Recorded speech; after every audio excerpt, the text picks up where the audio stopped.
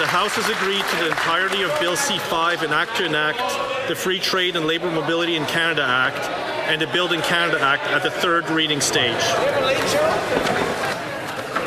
It being 5:49 p.m. pursuant to order made on Monday, June 16, 2025, the House stands adjourned until Monday, September 15th, 2025 at 11 a.m. pursuant to Standing Order 28-2 and 24-1. And with that, they were done. The House has risen for the summer. By the skin of their teeth, hours before summer officially arrived, the House of Commons passed Bill C-5 before heading off to, taste the best burgers and flapjacks their local ridings have to offer. I do not actually think there will be much riding barbecue time for at least some politicians this summer, particularly if you're Prime Minister Mark Carney. He's got to land a trade deal with the U.S. He's got to consult Indigenous peoples on Bill C-5. You know what? The other party leaders are pretty busy too, I think. Yeah, Poilievre's got to get himself elected. The Bloc has to decide whether to prop up the Liberals this fall, and the NDP has to make themselves relevant again. I guess nobody's really taking a break. Well, except for this podcast.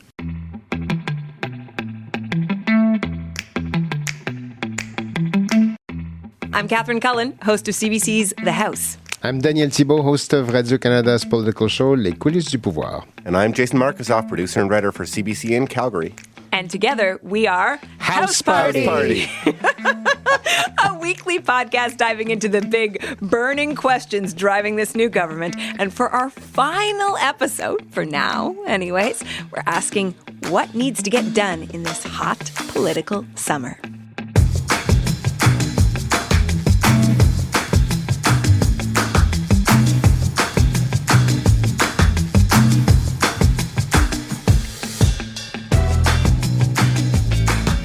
Really cool, guys. I thought we really nailed that.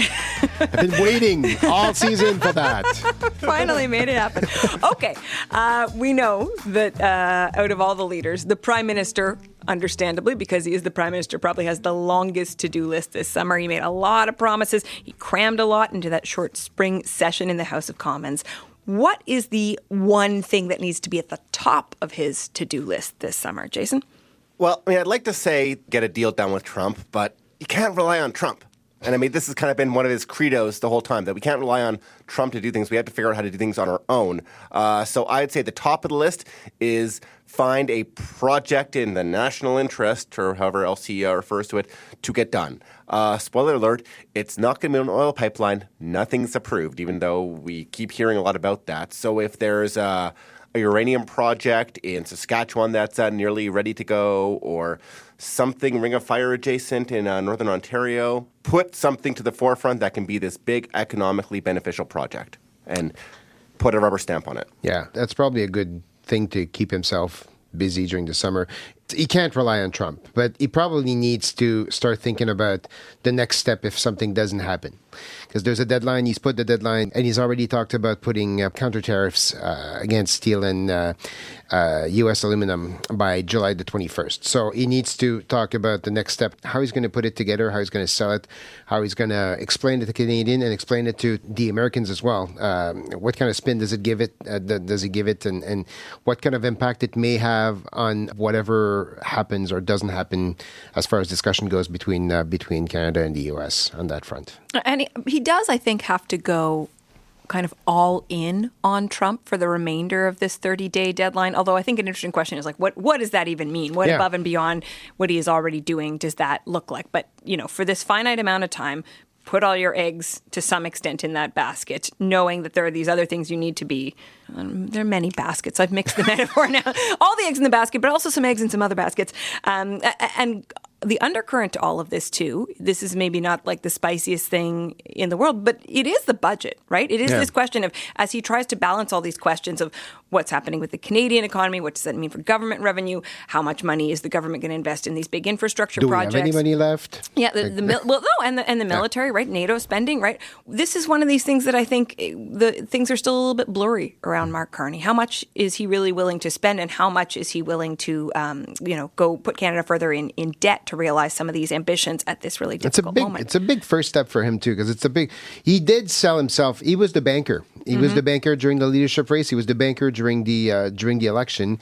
He needs to come up with something that looks like a banker's budget. And given what we know of the state of the economy right now, it might be a bit of a challenge in itself for the summer. Are we going to see any cuts? I mean, he's talking about spending reviews. He's been talking about, spending less on operating and more on building things and investing.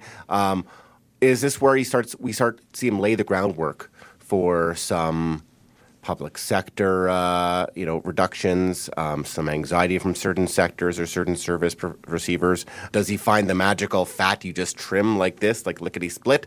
Does he cut a bunch of contractors?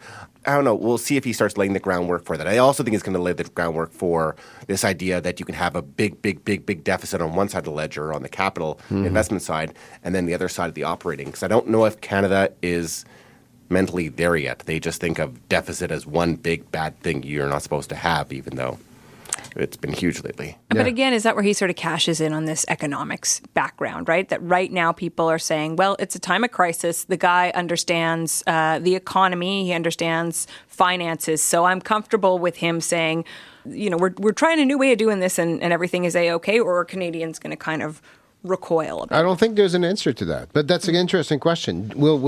Does he have some capital, some banker's capital that he can spend, that he can convert into political capital, and see if he can lead Canadians or take them along with him, saying, I know finance, and this is the way we should do it, and don't worry too much. It's not going to hurt, and it's not going to have a big impact. I guess that'll be an interesting question not the question, the answer is going to be interesting to see. I mean, I think it just depends also what else Canada's thinking about will, I think, determine whether people are really anxious about debt. If they're first and foremost thinking about cost of living like they were for quite a while, then the government spending becomes a big issue because people think about that and certainly the Conservatives put the hammer on that as a big pressure.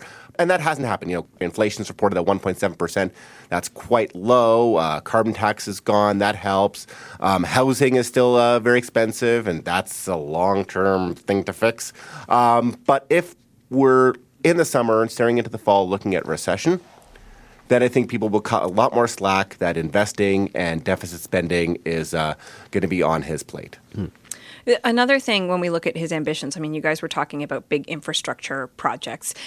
Since the last time we have had one of our house parties, the Prime Minister announced that he was going to sit around the table with different Indigenous stakeholders, with rights holders, and consult about building these big projects. Yeah. And I think the reason that is worth noting, first of all, those meetings could get pretty complicated. I mean, we don't really have a sense yet of just how big they are, how many people are going to be around the table. But I think he's also proposed doing this perhaps because they came out of the gate a little bit too fast. And they certainly got some folks' shoulders up, some real concern that this government was not going to be consultative enough, and that perhaps they were going to, as much as the government keeps saying the stated goal here is to be in partnership with Indigenous peoples, and this being, economic reconciliation, a way to bring everybody forward together. It's clear some people were worried that they were basically going to get steamrolled here. And I think that the fact that things are perhaps a little bit off kilter in some cases in those relationships, that represents one of the biggest challenges that he could face this summer. Although, let's be honest, the list when Donald Trump is in play could be pretty long. He needs to send a signal that he's not going to just go over the First Nations' head, and that because that's the way they feel right now. It's a big break if you compare to the way Trudeau used to do things, because First Nation leader community were always around the table and they were always consulted, and Trudeau used to take the time that needed to be taken to talk to them and see what needed to be said, heard, done, build a consensus, and Carney certainly sent the signal that he was not going in the same direction. And I think he needs to patch things up a little bit and send the right signal that he's not going to just push them aside, right? That's what it looks like right now. Because I think to a lot of people, it felt a lot of people in civil society, not just environmental groups, a lot of other civil society groups. I mean, this is sort of like Carney was doing things at speeds previously thought undemocratic.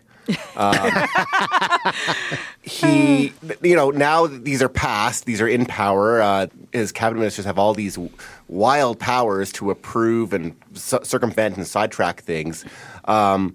the task will be to go back to these people that he's bothered, particularly First Nations groups, Indigenous leaders, and smooth things over and say, I am not going to be as aggressive as maybe I was passing that bill. That's an interesting thing to argue. We'll see. And the other thing you have to realize is that you have to remember that there are multiple opinions in the Indigenous world. There are these Indigenous groups that want to have a stake and want to invest. There are those that might not necessarily have the same capacity or same will or drive to that are going to be reluctant. So he's going to have to be really ready to face multiple channels of that conversation and try to manage all those channels at the same time. Good luck, sir. And the other thing that we may see him do this summer, and I was told when we were in, I was about to say Kananaskis, when we were in Banff, nearby Kananaskis. Close enough. Sorry, Jason. There seemed to be a willingness on his part to travel. Probably not long trips, but just maybe go for some short dips here and there around the world, meet with other world leaders. Someone hinted to me that it might be in the books too. So we'll be probably the first stop will be the Stampede, for sure. How will Mark Carney look in a cowboy hat? The question seizing Canadians. Should we change the big burning question for the episode? Is it too late now? But he really does have, it's interesting the number of ways that he has to manage right now, right? Because we're talking about some of his priorities, frankly, right? He ran on dealing with Trump. He ran on these big national projects. There are still other pressing issues that he did to some extent put in the window, right? Housing is a huge issue in this country. He said he's going to make it a big priority. We want to see more action on that. The conversation on immigration in Canada, I think, is still a very live one. Yeah. What kinds of actions is he going to take on that? But then so you have all these sort of spinning plates on that front, and then look at the situation we're in right now with Iran and Israel. And now the United States, right? I mean, it's almost not uncertainty anymore. It's almost we live in a time of certainty that things will knock you off course, right? And a lot of that comes from international events. It can come from domestic challenges too, wildfires. Like there's just the number of plates he is spinning is just going to grow and grow, I think, over the course of the summer. And I feel like he was, this guy who was unusually qualified and had experience with big, major international crises, economic crises. When there is this weird domestic thing, how does he manage it? Like the honeymoon's there. People are still very happy with him, comfortable with him. He's doing the things and breaking things based on what he promised. He hasn't really veered a lot off his, electoral track. When he has to face a challenge, and it's we can't really predict where it's going to come. Does he bring people along? Does he bring his own cabinet and caucus along? People are really happy in cabinet and caucus just to still be in government because, of course, the Liberals this time, a few months ago, were expecting certain doom, and most of them probably expect to be out of jobs. But as things get comfortable and as he starts moving fast and not consulting his cabinet or caucus and just basically becomes this, CEO government, as I think it was Blanchet who said, do we start seeing signs of unrest in the public and also in his own head? Yeah, that'll be interesting. One guy that's probably has a clearer path for the summer is Pierre Poilievre. I think he's not going to travel, not going to go anywhere around the country, but around Calgary, I'm guessing, spending quite a bit of time there. Not that it's going to be a hard battle to get that seat, but he doesn't want to fudge that particular battle there. Okay, so the Battle River Crowfoot by-election that he is running in, I mean, this is an interesting one because you're right, Dan, it is one of the most, and Jason, we should bring you here as we talk about what it's like in Alberta. Yes. But it is one of the most conservative ridings in the country, but I think part of the sort of bigger picture of the Pierre Poilievre story right now and what his future political success or challenges looks like comes down to what that number is. How does he actually do? Because he is going to it's going to be harder for him in this by-election, I think, than it was for Damien Carrick, who's the MP who stepped aside so Pierre Poilievre could run in the last election. What is your read of the lay of the land, Jason, in terms of what this by-election is going to look like for Pierre Poilievre? So we got an interesting sign just this week about how big the separatist political movement is in Alberta. Because a part of this provincial riding that had by-election overlaps with Battle River Crowfoot. And the Republican Party, this provincial separatist movement, seemingly well-funded, was running really, really hard And they pushed and pushed and pushed and didn't crack 20%. They got, I think, like 17 or 18%. Not a lot. And I don't think there's any federal movement, like there is no Bloc Alberta, Bloc Quebecois rising just yet. I think there may be one or two fringe parties. I think I've heard of a United Party and maybe a Maverick Party running. I don't know if they're going to mount a big threat. Do we even know if the Liberals are going to run a candidate there? If they do, it'll be that's a pretty nominal candidate. So he may run pretty well unopposed, but I think that he will be asked at various events, and people always use cameras to ask, when they're to record these things. He'll be asked about separation, probably 8 ways to Sunday, and how full-throated the defense of Canada will he give, and how deferential to the separatist frustrations will he be? Because I think one of the biggest challenges to Poilievre in this by-election, and as he gears up for next January's come back to Calgary and have a leadership, not a leadership convention, but a national convention and a leadership review, is how he handles his two channels. He has to talk to the Conservative base and talk to the rest of Canada, because he needs to win Canada. He has to make sure he has eyes on that ball as well. And there are pratfalls there, and he hasn't really had to have faced this challenge quite in the same way since winning the leadership in the first place. So I will be very, very intrigued to see how he lays that groundwork in this by-election. It's a conversation on two levels, and it's an interesting one because the way he talks to Canadians is going to be different now than it was before, simply because the guy in front of him has taken about half his playbook and converted it into government policy. And so what do you say to Canadians to distinguish yourself from the guy who's in the office right now? Can I suggest that there is an interesting opportunity for Pierre Poilievre in that? Because, the first instinct is, he's eating their lunch. But I was listening. He gave an interview to The Hub, which is a conservative-leaning media outlet, and he was talking about a line that I've heard him say before. I think he's quoting Lincoln, where he says, I will stand with a man when he's right and against him when he's wrong, something to that effect.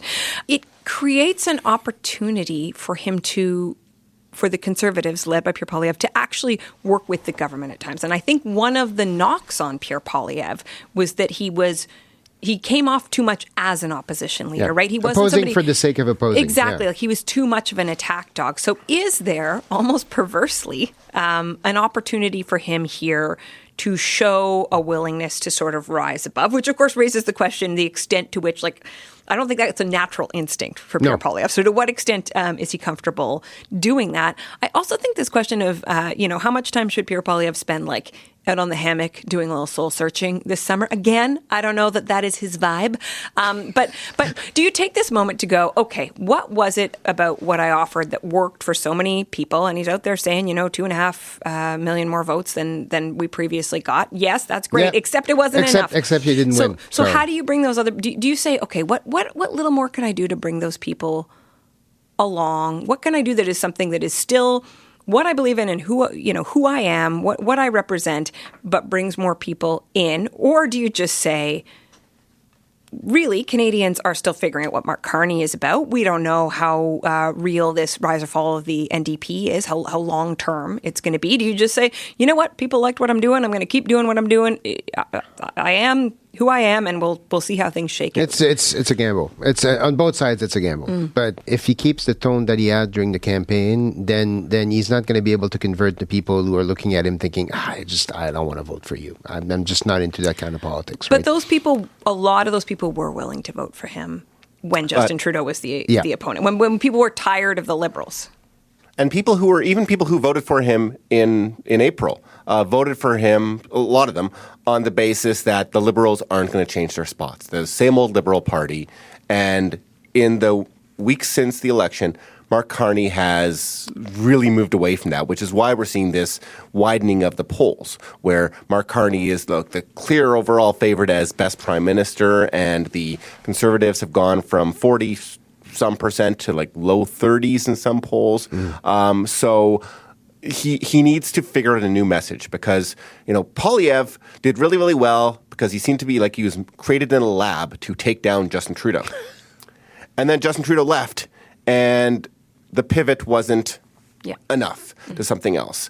And so now he has to figure out to what degree do I go along with Mark Carney when he's right? To what degree do I go along with the Liberals and try to be collaborative and try to change to a new person? He might also think a little bit, and I know we'll get into the NDP later, that the NDP tried going along and making accomplishments within the Liberal government, and look how good that did for them. I don't know the path forward for Poilievre. I don't know if he thinks he needs a different path forward.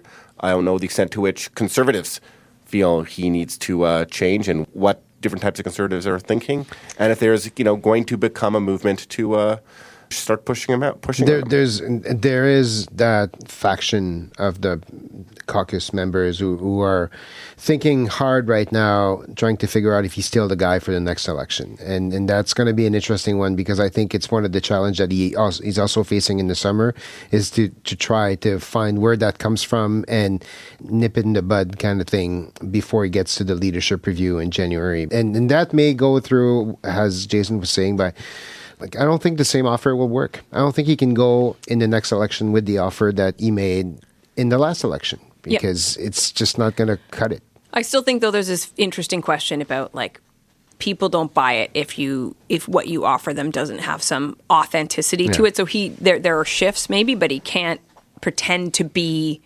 someone else it's just not a winning proposition. So how do you take what he is and what the moment is and figure out how to mash them together? But if what you are is not what the electorate is looking for, then what do you do? You're if you can't sell yourself, and you're not willing to sell a new program, then you need a new leader, and that's partly what some of the members of the party are thinking right now. I'm wondering, Dan, the Bloc, they're not having a great time, but at least they're not the NDP.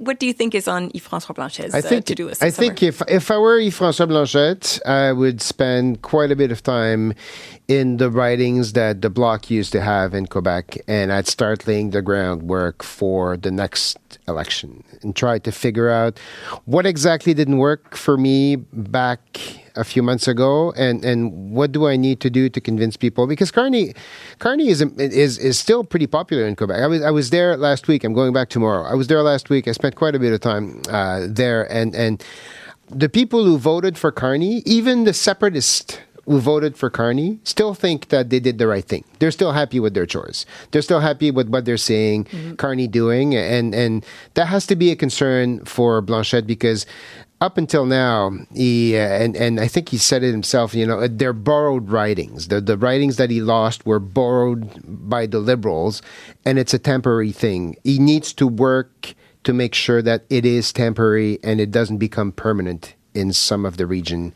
where the Liberals did some gain against the Bloc. So we were talking about Poilievre's leadership, but we'll get to the NDP in a second. But how durable is Blanchet's leadership? I think he's good. I don't see anyone pushing him out. And the last few times they went through a leadership contest, it was a long and complicated process. Yeah, they've had some pretty rough moments in their history of the Bloc, right? So he's better than that. What might be interesting, and I think Blanchet is safe, and I haven't heard anyone challenging his leadership. I think what will be interesting to keep an eye on is the provincial election next year, and how well the PQ does, the Parti Québécois does in Quebec. Because if the PQ wins, what exactly is the Bloc's purpose then? Yeah. Does it open the door to people thinking, well, we got the PQ in Quebec, so why do I need the Bloc? What do I need the Bloc for? I'm not disliking Carney, so why don't I get more Carney in other writings? It could lead to a reflection. I don't know, but I think the PQ performance in the next provincial election will have an impact on the Bloc's fate down the road at some point. And for That's anyone, not until next fall, right? Fall 2026, yes. I was going to say, for anyone who's not dialed in, and I'm sure a lot of folks are, those are the two most expressly sovereigntist offerings on the federal and provincial side. What about the NDP? Jason, what do you think they should be up to this summer? They need to, as they've had for the last year or more, figure out how to rise above the clatter. They have to start this process of getting a leader in this. It's not like it's a hot leadership race bubbling under just yet. I think they have to figure out what they are and who they are. And I think a lot of them will wonder if Carney isn't just leaving them a whole bunch of ideological space. Once his honeymoon ends, and they see this person who's been enacting all these conservative-style pieces of legislation on immigration and regulatory approvals that the Conservatives could never really successfully pass through without people screaming. Does the NDP find this new niche, maybe standing up for steelworkers if Carney doesn't support them? I think they have to figure out where their spot is in this vastly realigned political landscape. Yeah. And I don't see how the most successful path forward for the NDP isn't one that runs through workers, right? Yeah. Because certainly Pierre Poilievre tried to eat some of that lunch, and I think successfully did. And I think there are even indications he's going to keep going down that path. I mean, this is something we see in the Western world more broadly, is conservative parties trying to align themselves with at least private sector unions. There's no reason for him not to do that, and Ford in Ontario has done it successfully for the past 2 elections. So how do they take that sort of political need, which is tied to, I'm sure many members of the NDP would say, to their raison d'etre, to what the party is about, but also presumably they want to, engage young people and find what their true space is in the public conversation on the left of the spectrum at a time when the public conversation in Canada has shifted, if you want to say to the right or do you want to say to the center, that's up to you, but shifted rightward. I think before they go after any kind of groups, whether it is the youth or the unionized workers in Canada, I think they need to sit down and figure out exactly what do they want to be? What are they defending? Where do they position themselves? And then you make the right move to the right people. Except I don't think that's... Yeah, go ahead, Jason. Yeah, I mean, I think I was going to say what Catherine was going to say, but that's not how parties tend to work. It tends to be the leader directs where they go. So, I think the leadership race will settle. I mean, if there's somebody who's super urban and, climate-minded, like an Avi Lewis, say, or if there's going to be somebody kind of working with the old blue-collar, I don't think he's running, but the Charlie Angus wing of the party, so to speak. Like the more rural, less downtown Toronto, less downtown Vancouver wing of the party. And one of the big names from Alberta that's touted as a leadership contender, Heather McPherson. Yeah. I'm not sure where she fits into all that. You know what? I'm not sure either. The only thing I've someone was telling me that her French is getting better. I haven't tried yet, but apparently she's been learning French, which is usually a sign that someone is interested in leading a federal party. She's gonna. I'm sure she'll be at the forefront of the conversation for a while. I think so. Well, and the NDP has to figure out how long this whole conversation is going to. A lot of them want it fast, right? Yeah. Because you're sitting in front of a minority government that can go to the poll, and that can lead Canadian to the poll at any moment within, well, not now, but 18. I'm hoping. Please God, not now. Well, I don't think but the NDP authors that they have enough. They have a tiny caucus, but enough votes to still prop up this government. So I don't know if the tenterhooks are going to be there, but I could see why they want to start the rebuilding path. And I think the rebuilding path is going to have to almost start with figuring out who your new helms person is. Yeah. Okay, so that's the politicians. What about our summers, guys? It's a barbecue season for you guys. Jason, how many Stampede pancakes do you think you're going to be able to pack in pancakes? there? That and figure out my Stampede party schedule and how many beers I can pack in as well. It's going to be... Alberta politics never sleeps, just like federal politics. Danielle Smith's complex relationship with Mark Carney is going to take shape. We could be staring down, a potential separation referendum, even though the Separatist Party didn't do particularly well. There's still a whole bunch of Separatists who vote UCP now, and so that's going to be some very weird shaping. I'm going to be very curious to see how the premiers have a meeting in July, their annual meeting, and how serious are they going to be about breaking down internal trade barriers? They're probably not going to be serious enough to fiddle with supply management, which is one of the biggest internal barriers to trade. But we'll see what they actually do and how quickly they can actually move on that project of national importance. I know what Dan's going to be doing this summer. You're updating your LinkedIn. Well, that's one thing.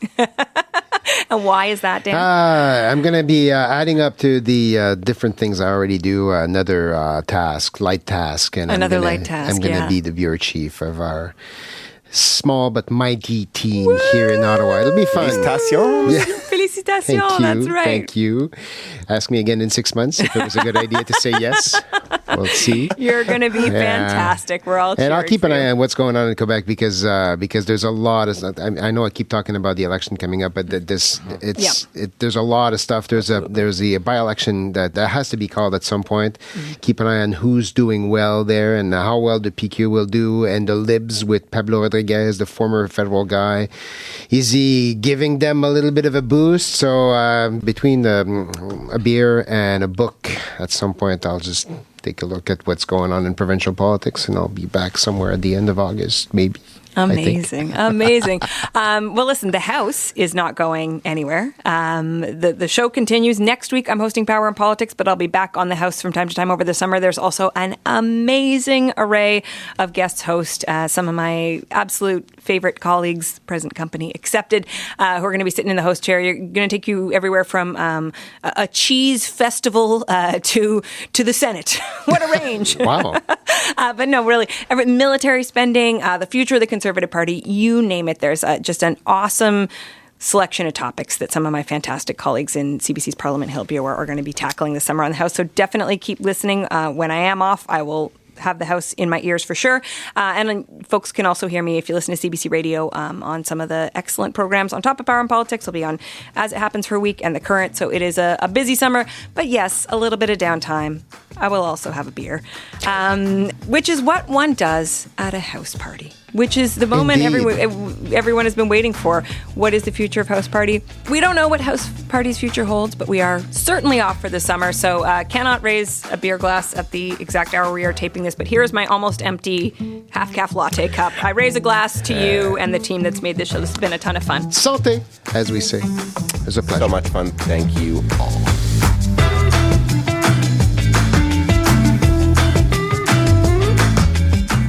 Okay, so that is it for House Party for now. Thank you so much for your great feedback over the past few months. We've had a lot of fun, as I was just saying, making this show. We hope we made politics fun for you, too. A big thank you to my wonderful co-hosts, Jason Markusoff and Daniel Thibeault, and to the excellent production team, Caitlin Crocker, Jennifer Chevalier, and Carla Hilton. It may be summer, but the political news, it is not going to stop. You can regularly read Jason's political analysis at cbc.ca/Calgary. You can catch Dan's excellent political analysis all over the place on Radio Canada in between the time he has his feet up with that book and that beer. And Les Coulisses du Pouvoir will be back in September. Right here in the podcast feed, you can catch my other show, The House, which will, as I said, have brand new episodes every Saturday throughout the summer. Be sure to follow The House so you never miss an episode. And thank you so much for listening.